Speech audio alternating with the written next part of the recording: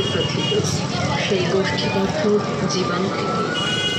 তারাই প্রথম পৃথিবীকে মায়ের আসলে স্থান দিয়েছিল, কারণ এই পৃথিবীর যাবতীয় সম্পদ, বৃক্ষ, ফল, জল, বাতাস, বনজ প্রাণী, এসবই তার জীবন ধারণের প্রয়োজন মিটিয়ে আসছিল। এবং আজও আমাদের সমস্ত প্রয়োজন আমরা সেই পৃথিবীর কাছেই ঋণী।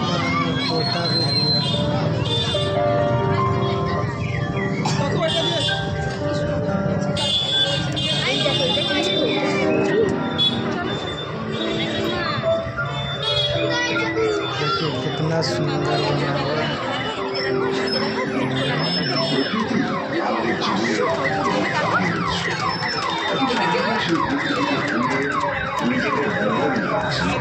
নদীর মৃত্যু ঘটাচ্ছে প্রতিনিয়ত বাদ দিয়ে।